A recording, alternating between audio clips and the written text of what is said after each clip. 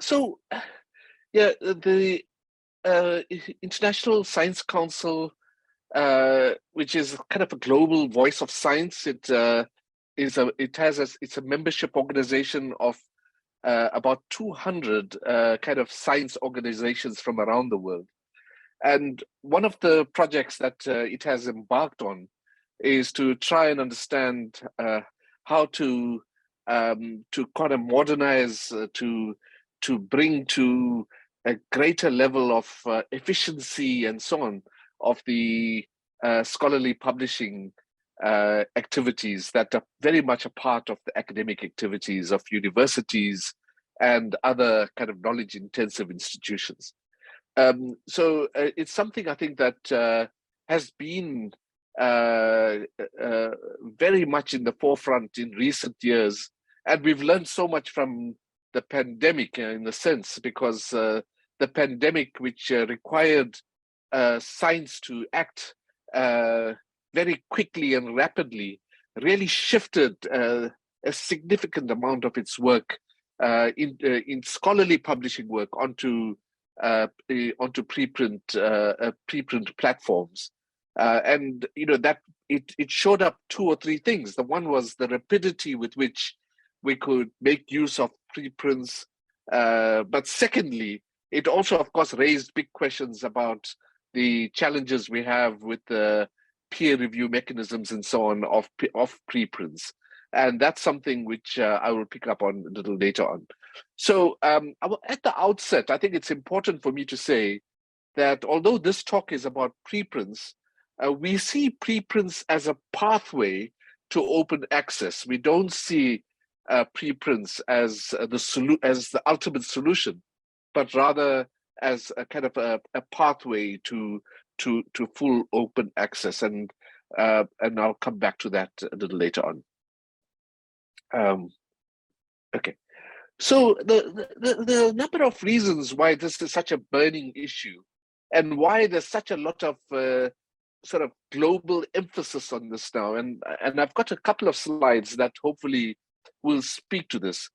The first, of course, is just the obvious thing. It's a social justice issue, really, that that there's a genuine need to broaden access to the outcomes of publicly funded research. That it's critically important, it seems, to to the ISC, but not just to the INC, to an increasingly broad kind of coalition of organizations and academies and so on, that there's a need to move away from restricted access to the outcomes of publicly funded research. And I'll come back to this because it's such an important issue. Secondly, I think it's very important for us to understand that access is increasingly unaffordable. And that's because there's been such a high level of corporatization of the scholarly publishing world. And what this means essentially is that at the time when universities and science councils and other science institutions are grappling with the challenges of funding cuts and so on, at the same time, what we are seeing is increasing unaffordability of universities and those knowledge-intensive institutions to access journals and other forms of scholarly publishing. Thirdly, the current system really has left behind a legacy of deep national and global inequities in the science system. And what we mean by that, at the national level, we have, in the South African case, for example, we have some universities that have significant access to the world of scholarly publishing, and we have other universities that struggle. So at the national level, there's a need for much greater equity and so on. And there are different models to achieve that, of course. But at the same time, there are global inequities in the science system. And here, what we refer to here is simply the following, and that is that,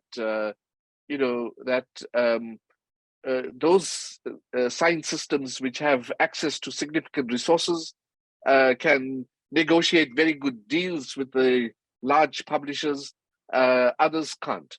And that has resulted in deep global inequities in the global science system. Fourthly, there are deep concerns about research integrity and the need for us to have scholarly publishing enterprise that fosters much higher levels of research integrity and research responsibility and so on. And of course, that refers to, for example, access to research at an early stage, access to data where data is produced in experiments and so on. So that's something which we have to pay attention to. And then fifthly, last point I'd like to make here is, refers to what I just mentioned, which is the transparent reproducibility of research. So in other words, making it possible for other research teams to reproduce results in effective ways, if you like. So these are just some of the reasons why, from a science point of view, it's so important that we move towards a new publishing paradigm, if you like. And as we will come back to just now, the ISC project is really what we refer to as opening the record of science. So it's not just about open access, it's really about open access together with open data and so on. And the idea of publishing data when at the same time that journals are published. And the second point really is something which is, which we have to draw on from history, which is that we must return scholarly publishing back to the ownership of the scholarly community. That the corporatization of scholarly publishing has led to enormous challenges in the world of scientific research and so on. Okay, so the project background really explores the role of scholarly publishing in maximizing the benefit both to global science and to wider communities. So in other words, it's saying that there's a need to make scholarly publishing much more efficient and effective to foster better science, but at the same time to reach broader audiences. Secondly, scholarly publishing is indispensable to the advancement of science. And what that means is that if we want science to progress, then we must have scholarly publishing that is effective, efficient, accessible, and so on. And thirdly, there's the issue around the fact that the corporatization of scholarly publishing really builds kind of multiply dimensioned walls around scholarly outputs. And what we mean by that is that it's not simply about the fact that journal articles can't be afforded. It's also about the fact that, to publish, resources are required. More importantly, of course, at a time when there's such a strong need for the building of a global scholarly commons, we assemble these walls which prevent this from happening. And therefore, contemporary publishing systems are in urgent need of reform.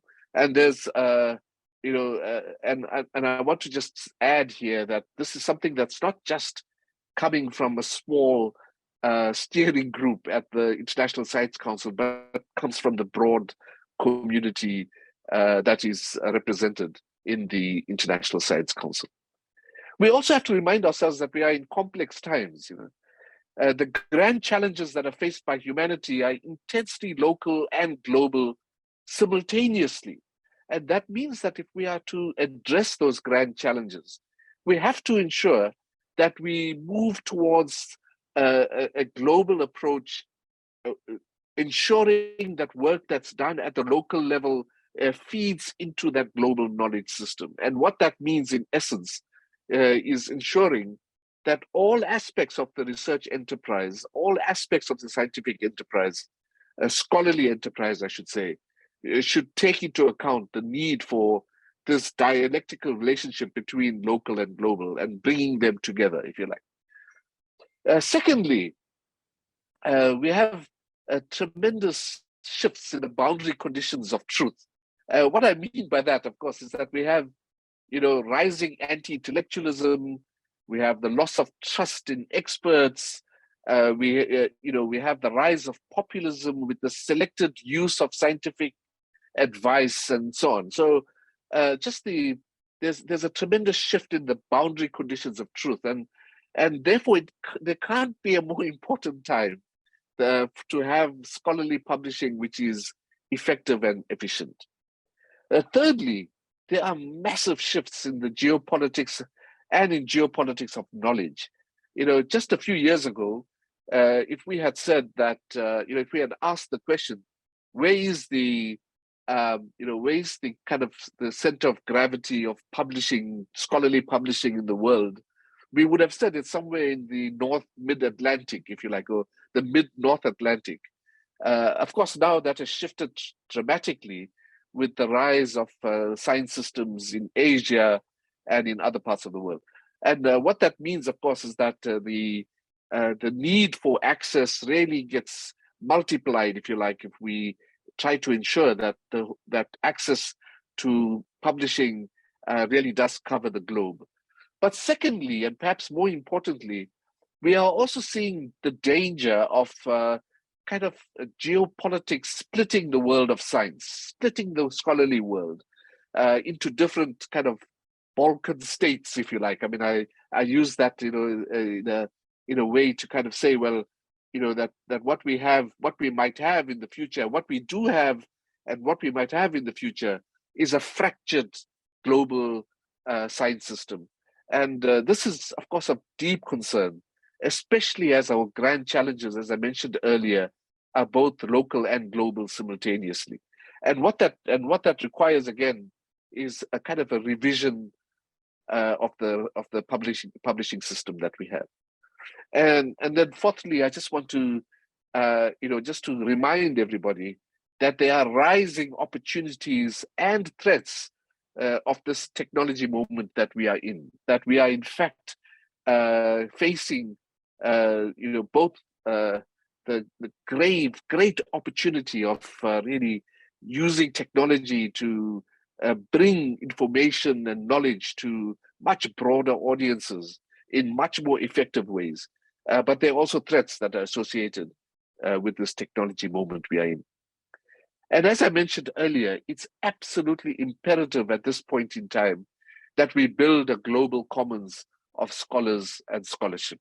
And at a time when the grand challenges are really at crisis point, we face the grave challenge of global warming and its impact on food security, on water security, on energy security, and so on. But also we are seeing kind of rise in political violence. We're seeing rise in the the destruction of social coherence in many parts of the world, and so on. And what we really have to ask ourselves is, how do we address those grand challenges, which are both local and global? How do we address those grand challenges in a systemic way and in a coherent fashion? So just a little sketch of the timeline that was adopted as we worked on this project with the International Science Council. In February 2020, which is just about 2.5 years ago, the ISC members identified publishing as an area of engagement, as an issue of concern, something that had to be dealt with, if you like.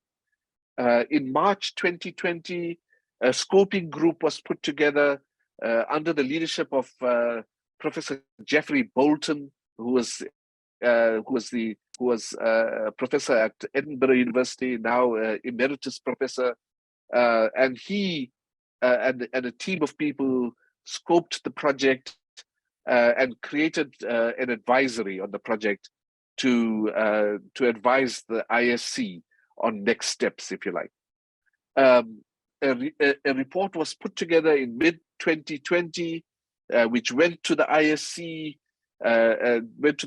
members, and there were significant online consultations. And in September 2020, a publication was produced, and that publication really looked at the business models and the market structure. And basically, argued for a significant project of for the ISC to engage in. In February 2021, a second publication was put together, and that publication was titled Opening the Record of Science. And basically that has become the handle, if you like, for this big ISC project that is now underway. In March 2021, a steering group was put together, and the steering group is really created to provide oversight for the second phase. And the second phase was really to move from the level of ideas, if you like, to a level, to an action, to a project which looked at action for reform. And by mid-2021, there was a position paper, an action plan, and a networking plan was put together, and that really became the basis for the work for the next year.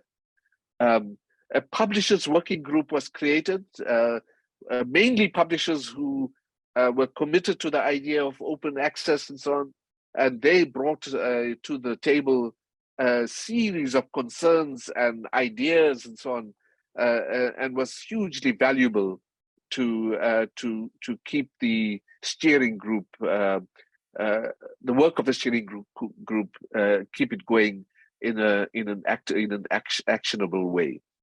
And then in October 2021, a presentation was made to the International Science Council General Assembly, and in October 2021, at the same meeting, there was a resolution on scientific publishing, which was adopted by the members of the ISC.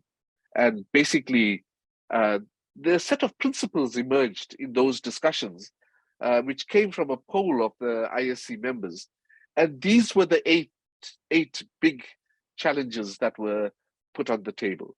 First of all, that we had to move towards affordable, universal, open access.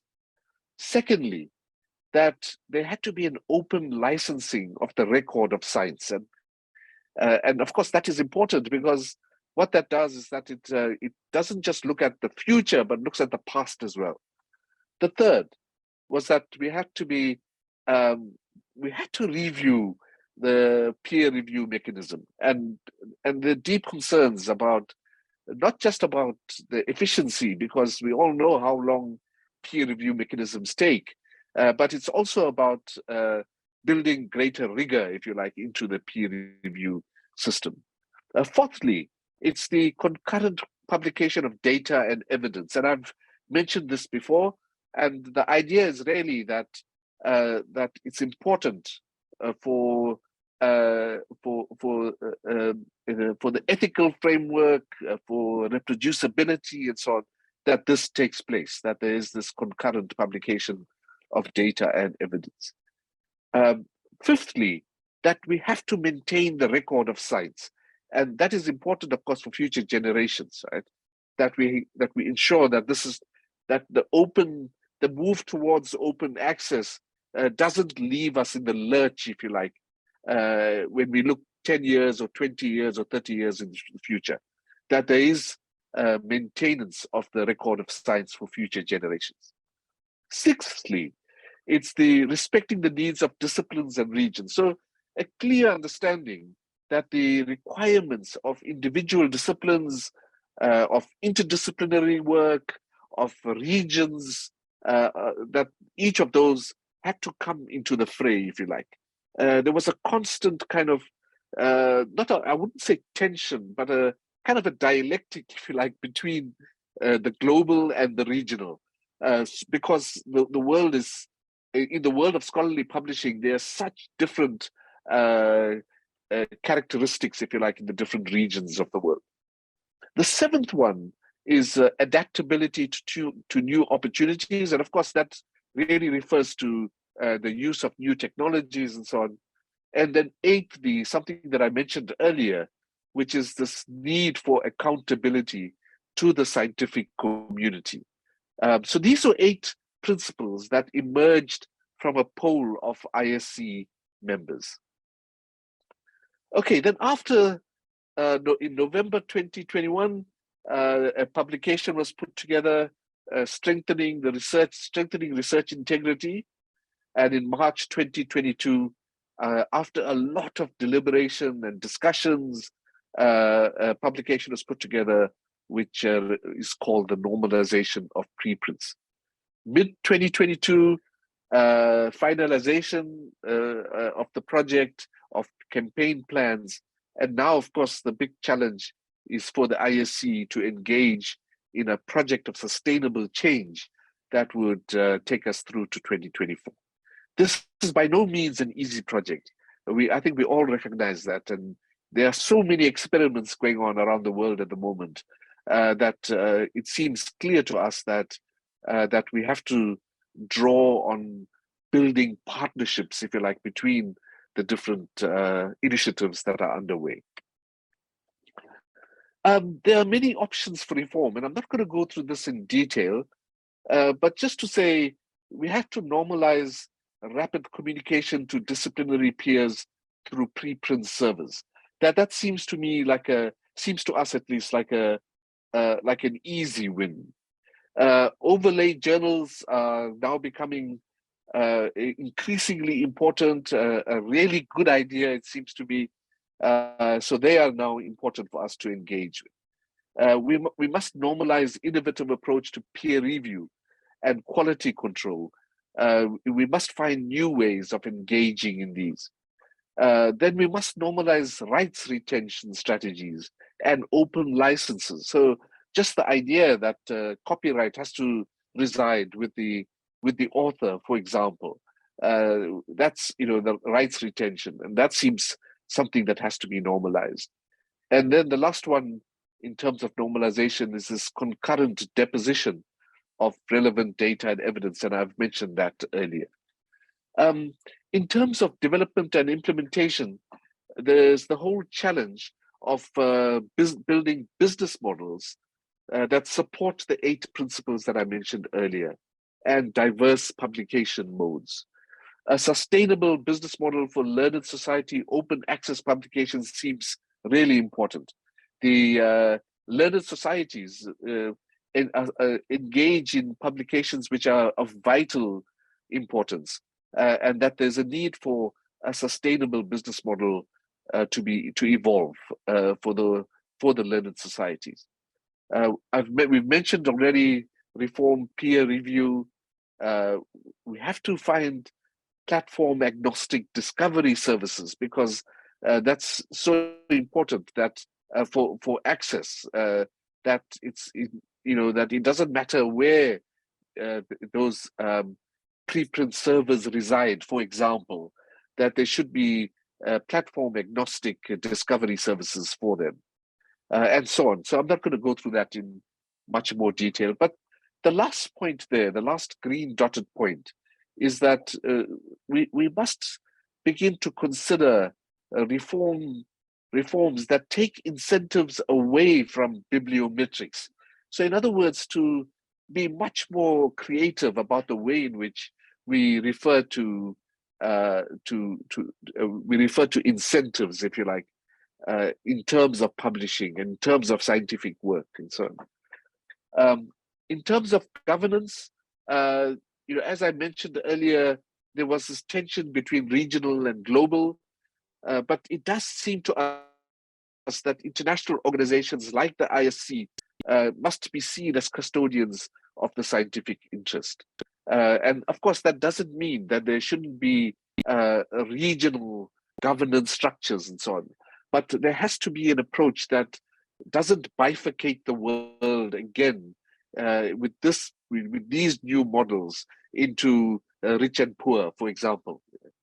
And then I just want to focus in on the last one there. It's built on robust, distributed, community-controlled infrastructures. And community-controlled infrastructures there means scholarly infrastructures, scholarly community infrastructures. And it's about saying, let's be sure that in these governance models, to ensure that ultimately the responsibility for scholarly publishing is left with the scholarly community. I think I'm going to Not go through this in detail again because I don't want to run foul of time. Scientific fundamentals and responsibilities of this, as essential attributes.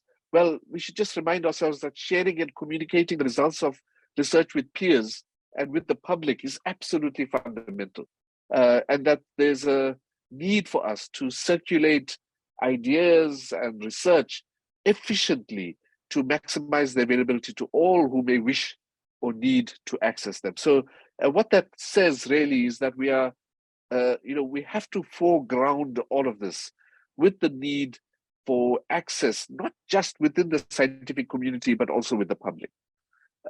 We have to maintain rigor by making concepts and evidence openly available to be evaluated for accuracy and relevance. Now that's peer review, of course, but also a broad-based peer review. So, and that really does require us to think about how we can reform the peer review system that we have. That we have to be globally inclusive with none left behind. And that speaks to what I said earlier about ensuring that we don't bifurcate the world again into rich and poor, and access and non-access, and so on. Just adapting to the change, adding metadata to facilitate searches and long-term curation and archiving. I really look forward to Yvonne's talk, and I'm sure she'll be talking to this. And then, as I mentioned earlier, that we have to ensure the preservation of scholarly publishing for future generations, and that, of course, comes from this kind of curation, but also from ensuring that we use platform agnostic approaches to searches and so on. And one has to admit, that the current sort of traditional scientific journals approach doesn't do these things well, for an obvious reason, and that is that they were designed for a time when there were constraints of printing on paper. Now, of course, with technology, the situation is very different. So I should just begin to, now to wrap up towards the end of the talk, just to say that preprints has been identified by the ISC steering group as a pathway to universal open access. It's a step towards allowing scientific research to be made public and openly accessible quickly. It's sharing more and sharing earlier in the research process. It really contributes to advancing the progress of science, to find solutions to urgent issues. And we saw this during the pandemic, just the extent to which the preprint avenue, if you like, or the preprint thoroughfare, I should say, because it was such a busy thoroughfare, that became an important avenue for sharing knowledge and information. And already one has to say that the primary source of information in many fields, in astronomy, theoretical physics, and so on, is already through the preprints system. Yeah, and again, as I mentioned earlier, preprints is not a simple panacea to our challenges. It's not a simple replacement of the challenge of producing an open access system. We're on a path to that. So we have to develop novel forms of open peer review, and we have to make research more findable, as I mentioned earlier on. Of course, there are challenges, and the challenges are quite difficult. Firstly, preprints are not formally recognized as being peer reviewed, and that's of course true. And even though there is usually some form of vetting, and we've seen, in fact, that journal peer review has its disadvantages. It's slow. It very often kind of really is off the mark, and so on. We saw that, for example, during the pandemic as well. It is not recognized in research assessments, and that is hugely problematic. for this, for this project, if you like, because what it means basically is that until such time that institutions like universities, until such time that they shift the way in which they measure research outputs, we won't be able to kind of use preprints as an approach to this open access challenge. There's a very uneven take up at the moment. As I mentioned earlier, in theoretical physics and astronomy, it's 100%. In other disciplines, it's down to about 5%. And I think that fundamentally, it depends on the idea of ensuring that we have good preprint infrastructure, servers that really kind of provide a globally kind of accessible approach to preprints. So these are all challenges that have still got to be looked at. And I think the most important thing here is just for us to think about the need for, what we might refer to as policy consonance. The idea that we have to get policies to speak sort of at least in the similar direction, instead of kind of really pulling in opposite directions, which will really kill the project. So just to then really wind up, just to say preprints alone will not revolutionize scientific publishing or scholarly publishing, but combined with open peer review systems, recognition of research, different approaches to measuring research outputs, and good infrastructure, then we might be on the path to using preprints as a pathway to universal open access. And this is something, of course, that the ISC is working on. And for more discussion on this topic, there's a document that has been put together. It's easily available on the ISC website, which is freely available, of course. So with that, Professor Al-Zoubi, I'd like to say thank you very much for this opportunity, and I hope that was useful. And I hope I've done justice to my colleagues on the ISC steering group. I hope that they kind of see this as a good representation of our work so far. Thank you so much.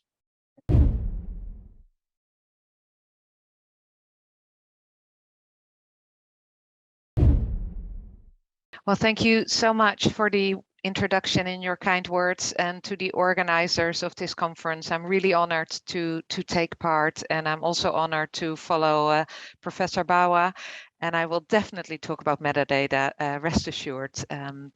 My talk will have a more practical nature, and also a strong focus on collaboration. So I couldn't agree more that the need for global collaboration to deal with our challenges is what we need. Open access, the theme was also why do we need to get mobilized? Open access is really opening research up to the world. Academic institutions, funders and publishers are committed to ensuring that research is available and accessible to all.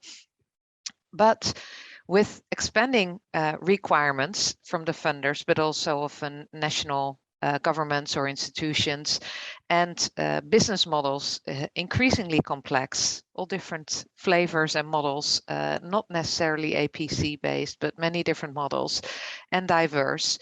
How do stakeholders, and that being the institutional stakeholders, the publishers, the funders, and the universities, navigate the whole research ecosystem and publishing maze? And that is what we're going to talk about, what the OA switchboard is all about, dealing with large challenges, but finding very pragmatic and practical solutions to get going. And as I mentioned, the collaboration is key.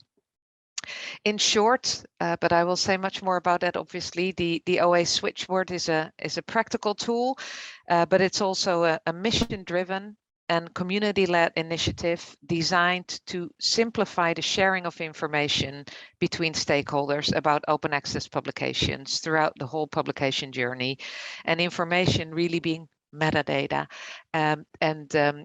Metadata can support a question and an answer between a funder and a publisher, or an institution and a publisher at different points in time in the user journey, in the publication journey. When we do talk about funder policies and mandates and open access agreements, what we know is that so much more communication and information exchange is needed, and even with the best of intentions, it's really challenging to to deliver on all these things. So I think 5 years ago, a group of people got together, and I was not part of that. I cannot stress that enough. I was hired to practically make it happen. It's not my idea. I get super excited because the answer that a group of funders and institutions and publishers came up with is not a very complex new system or something really big, but something very pragmatic, which we call a central metadata exchange hub, standardize the way information is being exchanged, and ideally underwater, system to system. I often like to compare it with SWIFT in banking, if you're familiar with that. If I wire money to Egypt, I have no idea how it gets there and how the banks take all the steps in between, all the systems to get that organized. I just need to know the SWIFT number of the bank and a bank account number. And I'd like that comparison, because that is really what the switchboard is about. Also, that together we find a solution within the ecosystem, and this has been done in many other industries before. So before I get further going, I'm going to switch on my light because it's getting dark here. Yeah, this is nothing new to the world, so to speak, to the industry, to other industries. Very often there is the need to exchange a lot of information, and this whole concept of a message hub, an intermediary, also exists in other industries. So in short, the Switchboard is a mission-driven, community-led initiative designed to simplify the sharing of information between stakeholders about open access publications throughout the whole publication journey. Now, what is that about? That is still maybe very vague.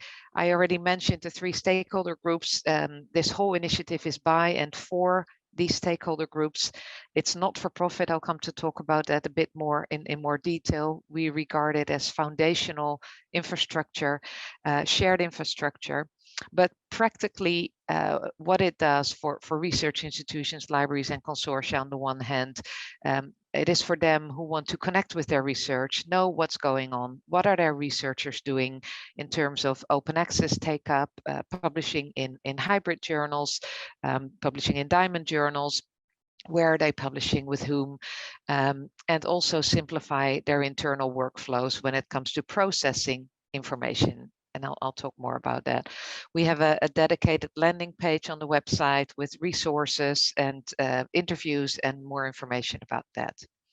Then the second group is academic publishers, who were also at the table together with the other stakeholders when the idea shaped. And as I mentioned, what they want to do is give the researcher, give the author a smooth and compliant author journey.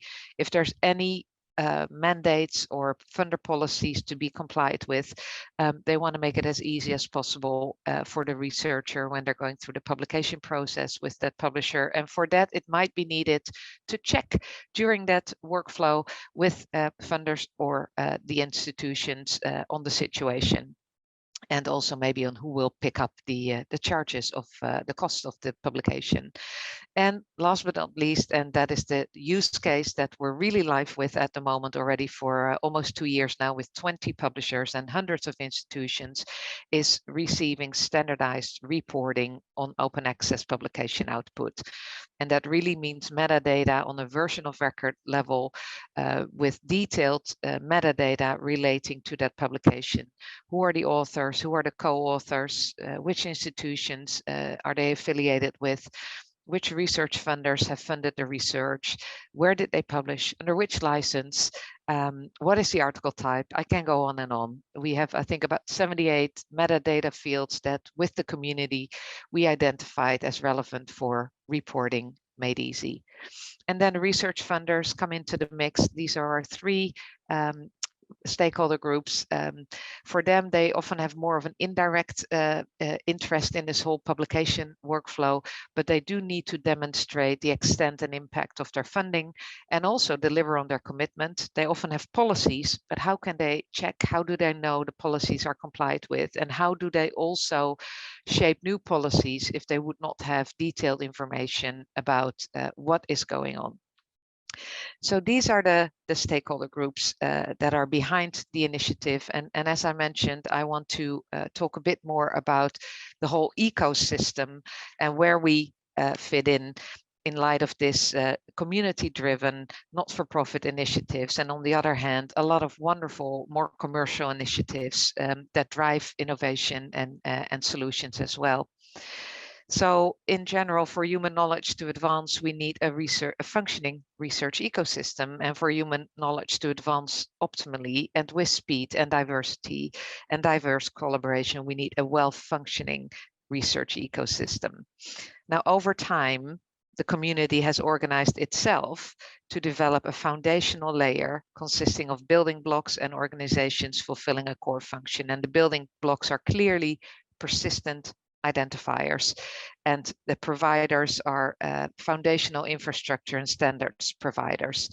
And these open community-led initiatives and standards have been created in order to provide essential core services to all entities in the global scholarly research system, commercial and non-commercial systems alike.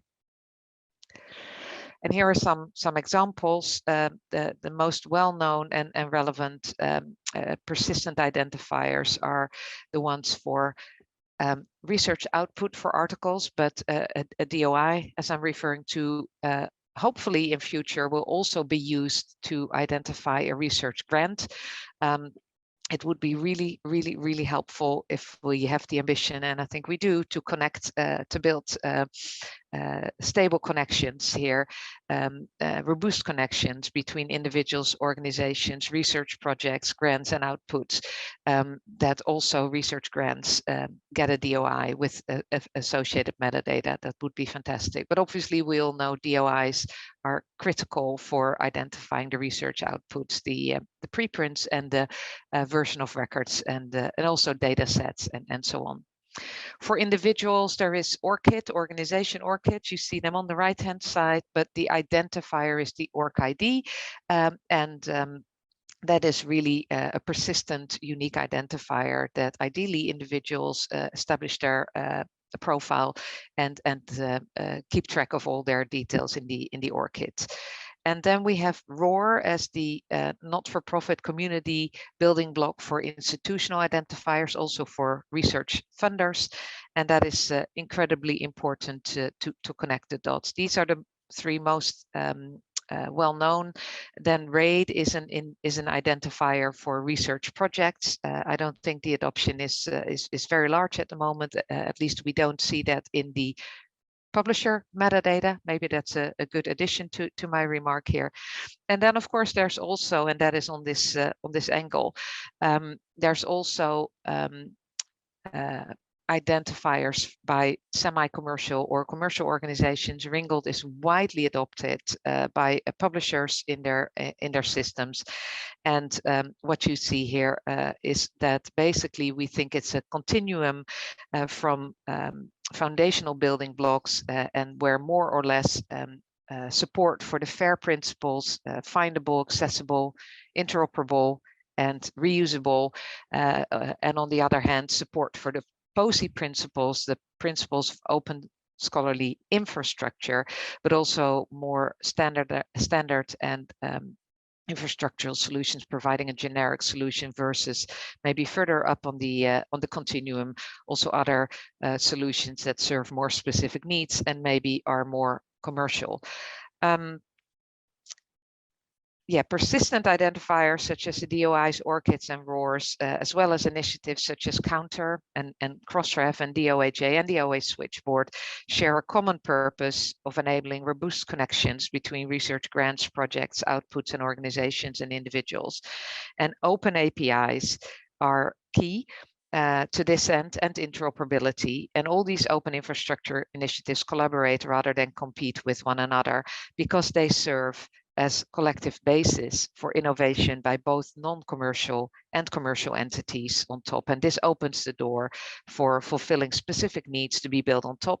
And there, as opposed to the foundational layer, competition and commercial solutions are likely to drive innovation and bring down cost. This is work in progress. We have been often asked, where does the switchboard fit in? I've put an orange mark around where we believe we fit in. If there's anybody who wants to discuss this this overview with me, I invite them very, very much to get in touch. But I wanted to stress the point about community-led and not-for-profit, and also supporting the POSI principles is very important for OA Switchboard. Now, practically, the title of my presentation was a practical tool that thrives on collaboration. So what is the practicality? What is it? I already mentioned this comparison with the SWIFT system in banking. It's really simple, technical, and that's why in 2019-20, when the project started, within 13 weeks, we were able to build a so-called minimum viable product to really build the smallest technical solution to prove that the concept could work. And that was possible because we kept it super simple. We also didn't have much money, so that forced us to keep it simple. It's a standardized messaging protocol and shared infrastructure. It's basically a message hub that allows stakeholder one to compose a set of metadata, a message, send it through the switchboard to stakeholder two, who can then in turn send a response message. And this is not like email with free text. The whole point is that it's a standardized messaging protocol, and to support a certain use case, a certain question and an answer, we have with the community defined a standardized set of metadata to support that. The shared infrastructure is rather simple. As I said, it's a message hub. It takes care of technically only two things. It technically validates that this one message that stakeholder one wants to send to stakeholder two is technically valid, so that all the metadata fields meet the requirements, that if something is a yes, no field, or if something is a free text field, or is picking a value from a pick list, that is technically correct. At the moment, we do not validate the actual values in the message with APIs. For instance, the directory of open access journals has an API. In theory, we could check if the publisher claims the journal is listed in the DOAJ, we could check.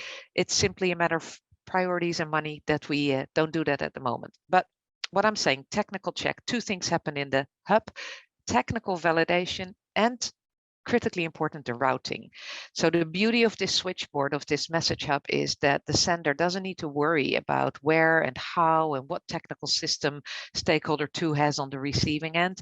The only thing they need to have is a ROR identifier, is a unique identifier for the organization on the other hand. And that is, in a nutshell, what the switchboard does. A bit more general, the concept of this intermediary that we also see in other industries is to simplify many-to-many relationships. And this very much comes into play when the publishers and the funders and the institutions, as we see in today's world, work with all kind of different systems. And that is fine, as with the ecosystem and with different providers, commercial or non-commercial, providing specific solutions, you will see that everybody's different, and that is absolutely fine. But if you then want to achieve system-to-system communication and you want to keep life simple, you want to do it in an efficient way, you don't want to build many API integrations or deal with many different people and remember when stuff changes or email addresses, this is where the switchboard comes in. And this also shows immediately how it is complementary and supportive to vendor systems offered to institutions. It's designed to operate and integrate with all stakeholder systems. And I'm just listing a couple that you may have heard of: EBSCO Panorama, OABLE, Kronos Hub, Consortia Manager, JISC Monitor. I can go on, and that is fine. Ideally, as I mentioned, and it's all API based, the switchboard only facilitates the data exchange between the systems, and the rest nobody needs to worry about. Okay, now I'm zooming into one of the three stakeholder groups. I was assuming that the audience today would be mostly from universities, libraries, and consortia. We have these landing pages on our website also for funders and for publishers. If you want to discuss that with me, please reach out. Specifically for library and institutions, I already mentioned who want to connect with their research and simplify their workflows. It is in this changing world that people want data and information and knowledge, and institutions, their libraries and consortia are seeking, hopefully, successful open access strategies. And for many, this involves driving a sustainable and equitable transition to OA, developing and implementing policies, negotiating arrangements with publishers, and managing their budgets and internal and external reporting and more. And the people behind these institutional OA strategies often sit in the library or elsewhere in the organization and the consortium if applicable. And where are they? Often in the library. So people involved in research and scholarly communication support and library acquisition and licensing, the people who manage paid for OA funds and assess eligibility for centrally managed funds and agreements, evaluate deal return on investment, organized cost allocation, confirm deal compliance. That's the kind of activities. But it's not only there. It's also, we've noticed in everybody who's participating, giving us feedback on how they use the data, the reporting made easy data coming in from the publishers, also institutional repositories and CRIS systems. That is where people sit who use data from the switchboard. They use it as alerts for publications of their researchers to make sure all the records are there in the CRIS system or the institutional repository, and complete them with metadata that they may not have been able to get their hands on other than via the switchboard reporting. And last but not least, information management and reporting. I think my next slide is really about that. Yeah. So increasingly, this is really a trend we're seeing, and I think it's very exciting. Also, a word of caution here, I have to say. Let me do the word of caution right away. Very important to always know what you're looking at. I'm sure you've seen dashboards and wonderful visualization and reports and analytics, and everybody likes that because it looks nice and neat and clean. My caution is make sure that you know what you're looking at. I'll get back to that in a minute. But basically, from the switchboard, the one use case that all these publishers are live with is reporting on version of record metadata. There's 3 sections in these messages that come through the switchboard: author metadata in JSON format, publication metadata, and financial information on how the open access is being paid for. And we are encouraging everybody to use the so-called JSON format. It looks like this. Maybe it's scary. Maybe you think it's familiar to XML, and it is actually. But what this is immediately the benefit of the switchboard. All the publishers who report through the switchboard send their information in exactly the same shape and form. This is this standardized message structure. And what that enables you to do as a library or a consortium or an information manager is to load it into your own database, your own system. Probably you want to compare it with sources from other systems or from other sources. Also simply because not every publisher, unfortunately, is yet reporting through the switchboard. But we do see the trend that institutions are building their own databases, which again, I very much support, to keep your own data secure, be in charge of your own data. And then I've just listed a couple of off-the-shelf and not even industry-specific analytics and visualization tools. Sometimes there's data scientists who not simply, I have no idea how they do it, but they take the raw data and they write their own R script or Python scripts and analyze the data. But you can also use off-the-shelf tools like Power BI or Tableau or QuickSight. And then, of course, there's the industry-specific solutions I mentioned on the previous slide, EBSCO Panorama. Basically, there is a lot going on, and hence my warning, the space of visualization tools is getting a bit crowded. We are not in that space. We are all about a trusted place where people exchange data and authoritative data from the source. I think this is my almost my last slide, because people also often ask, it sounds wonderful, but it's still a bit vague. What does it really do? What problem does it solve? So if we zoom into this one use case where publishers are sending these standardized reports to institutions, libraries, and consortia, and if you have the ambition to move to OA and maybe you're still making up your mind to determine exactly what your OA strategy will be, how you will fund it, what kind of maybe policies or mandates for your own researchers, or maybe you already have deals in place with publishers. There's various benefits in making use of this reporting made easy. So the publishers sending you standardized metadata via OA switchboards, reporting made easy enables you, for instance, monitor publishing activity on a regular basis.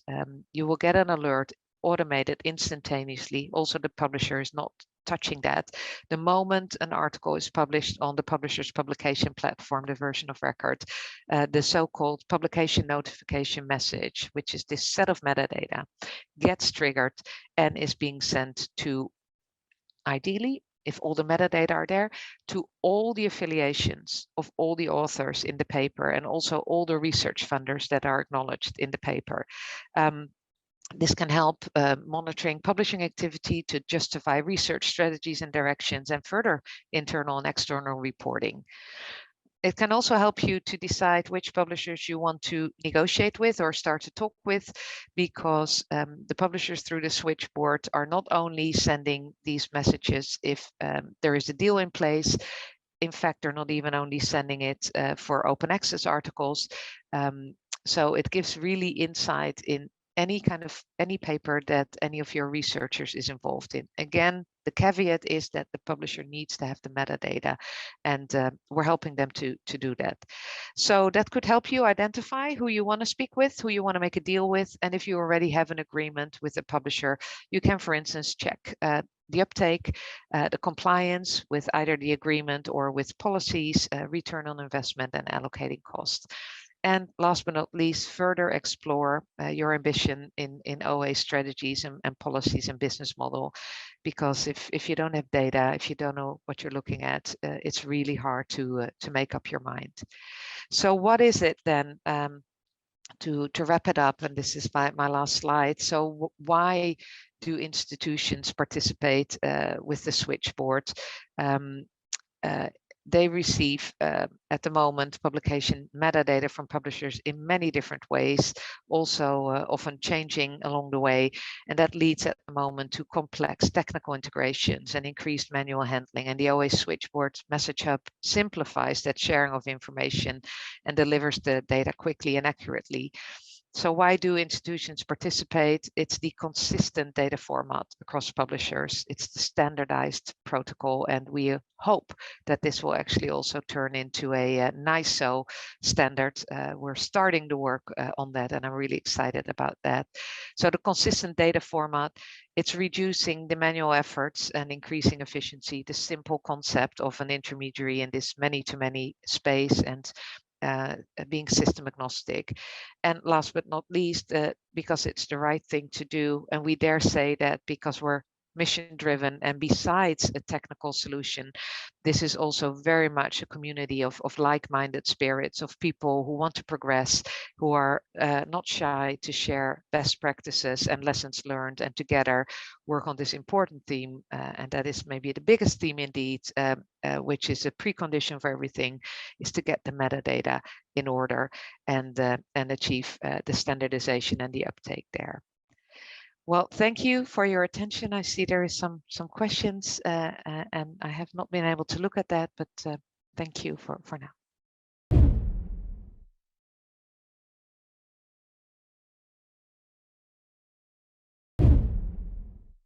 If you allow me to take the first question from Dr. Sayed Hassan.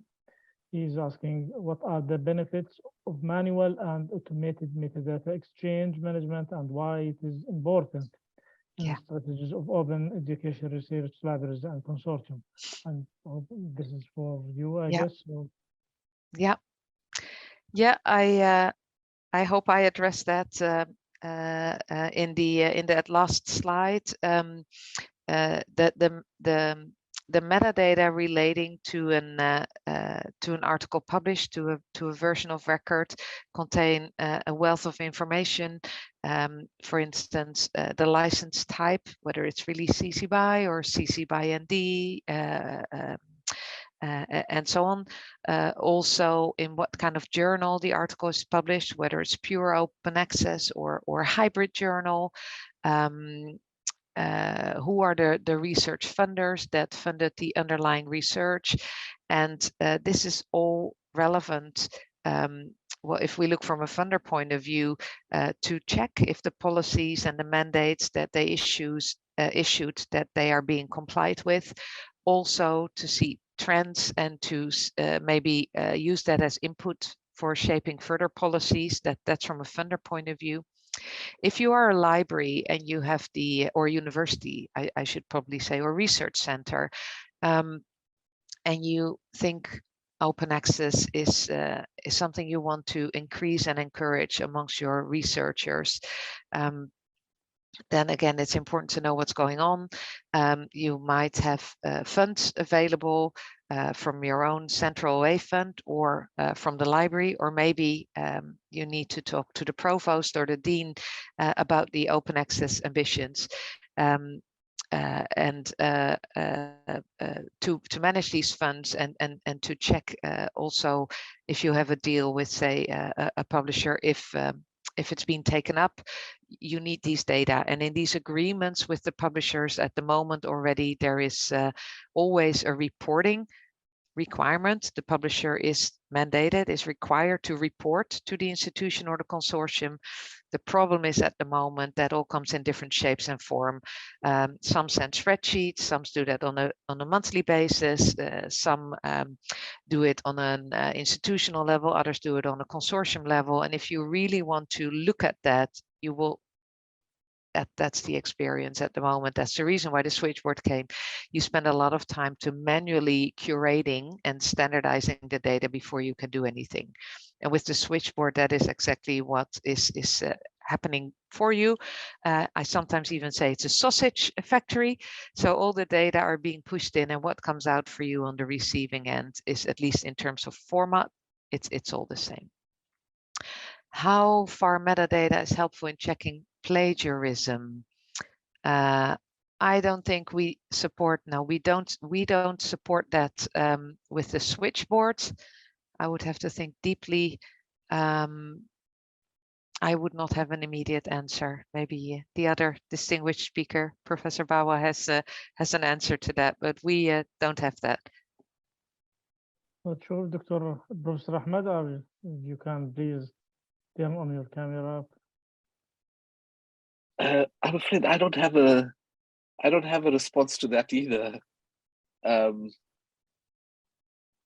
Well, then if you allow me, I guess plagiarism is the function of the publisher side, and the other side, authors are supposed to do a kind of anti-plagiarism checks at their side before submitting their work, and the publisher side or institution side, there's a kind, it's a practice.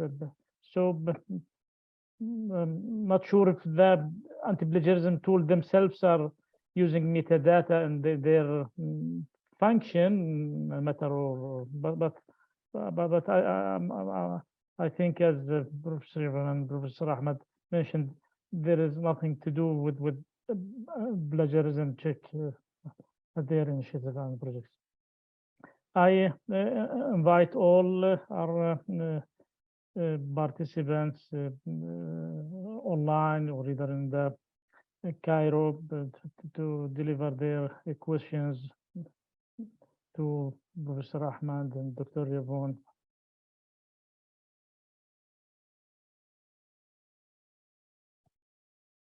Well, if there are no questions so far, I would like to ask Dr. Ahmed, if you allow me, you mentioned FAIR issue in your presentation. I'm not sure if you are collaborating with other entities globally about this particular issue. As you can see, you've concentrated on FAIR concept, FAIR issue, and focus on adopting BIDs, the right and exact BIDs, and this is supporting FAIR. So please, if you can answer. No, we have also adopted a strong sort of collaborative approach to the work we're doing. So in the steering group itself, there are representatives of organizations in Latin America, in the USA, in the North America, Africa, and in Asia, and of course in Europe. So there are participants from all the different continents, and perhaps and Australia, I should say.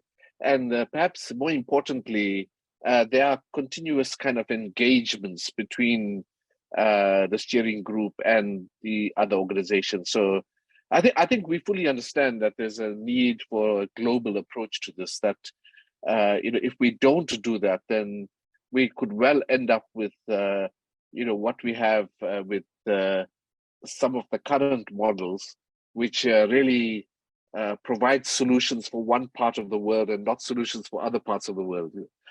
So the idea of building a coherent sort of global approach seems to be really important.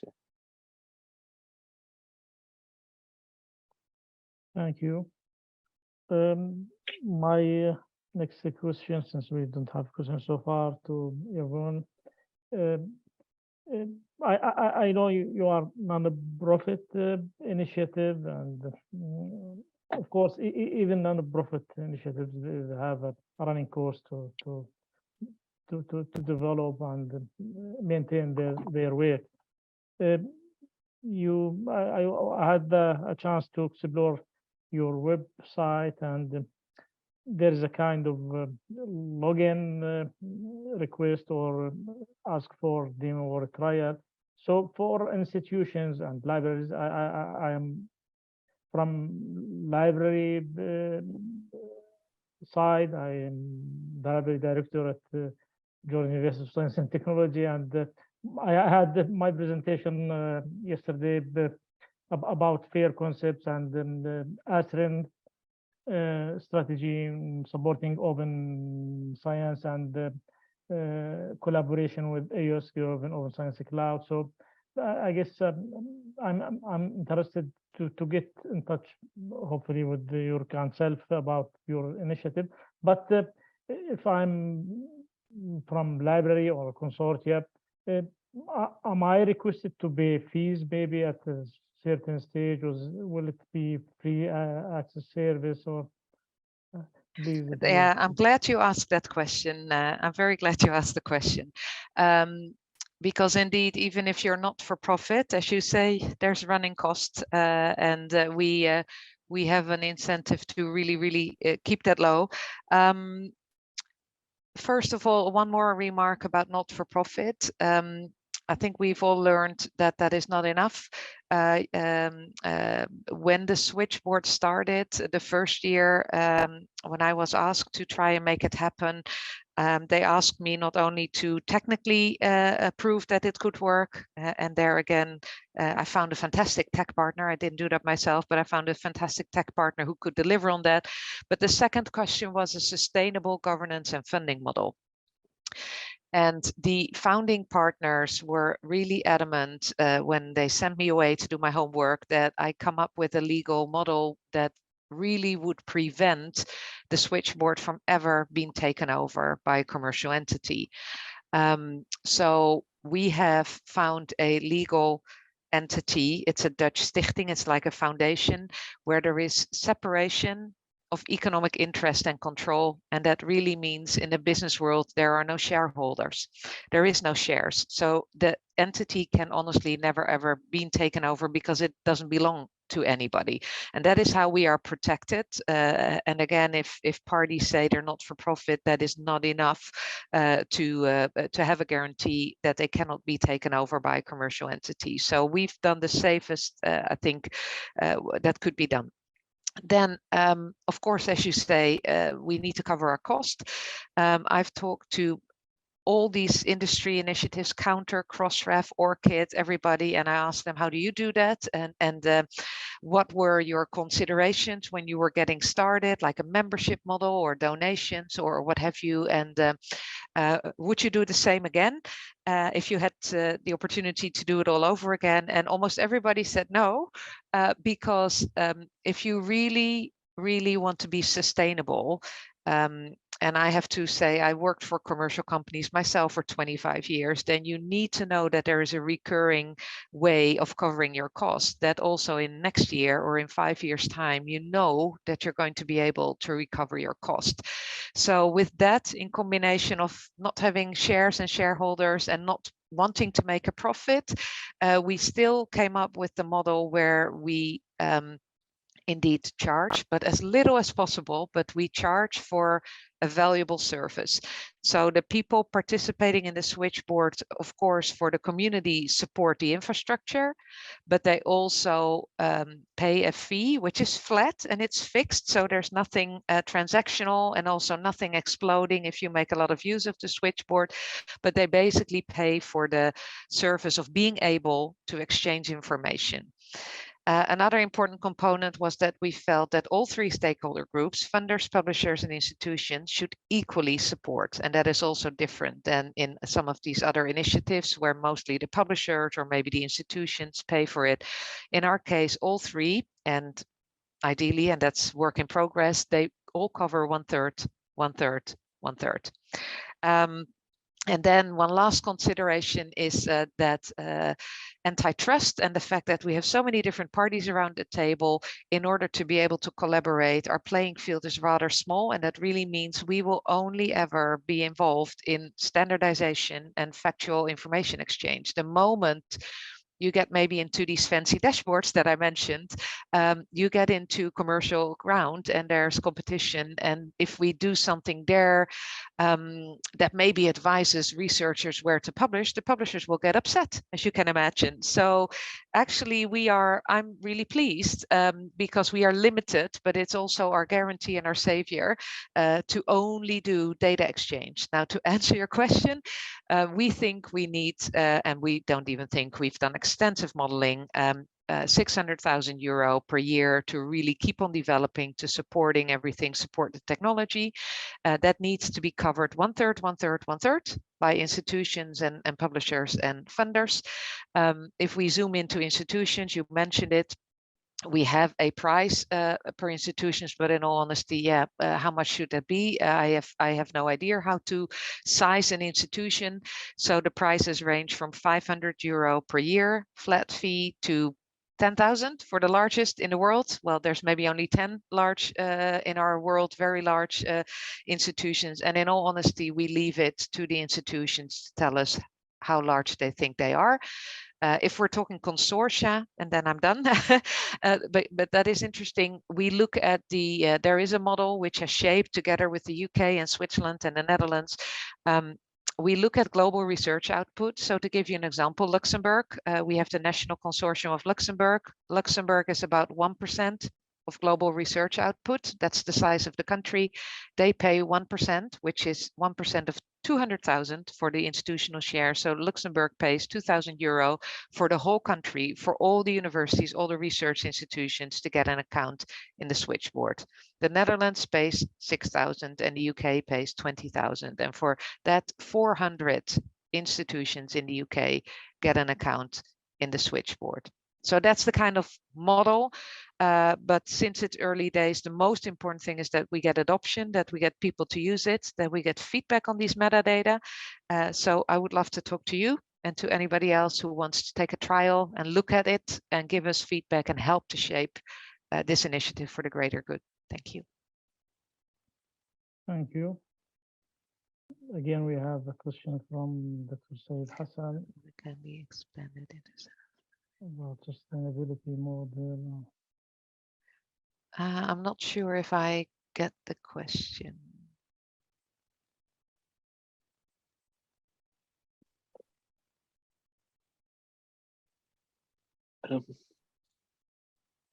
Yeah, if I may just, I'm also not very clear about Dr. Said's question, but I think the one thing we just have to be clear about is that any adventure in the area of open access, open science, whatever we might be looking at, isn't going to come for free. Like that we have to find ways of ensuring that that funding for for this kind of public good kind of outcomes is properly funded. I mean, I think that it would be a great risk, it seems to me, just to just to kind of imagine that that by moving from this highly corporatized kind of version of scholarly publishing to open access, that there will be no costs associated with that. Many governments are now moving towards open science platforms, and that's a very good idea, I think, in my view. The question is, they have to understand that doesn't come for free, that that there are costs associated with that, and ultimately, I think we're all working on trying to improve the public good, right? And that's the way to think about this, that this is really about the public good, that this is not about the benefit of a particular institution or a particular scholar or a particular organization, if you like. Yeah. Thank you. If I can add to that, also when I mentioned where competition, where I don't have a problem with commercial companies, but in light of what you're saying, Professor Bawa, is I think very important that you always can get out. I think it actually drives competition if there's, and drives prices down and innovation up if more players offer a similar service. But with this world, and when it's all about data, what maybe is a good one of the final comments here is that it's very common in other industries, sometimes even regulated by law, take banking again, that there is an exit clause in an agreement. And that means that if you go with a vendor to do something, that if you change vendors, you are in charge of your own data and you can take your data along, and they need to help you with moving to another vendor, and if that's the case, I think it's fine to work with service providers who can provide solutions, and indeed it comes at a cost. So yeah.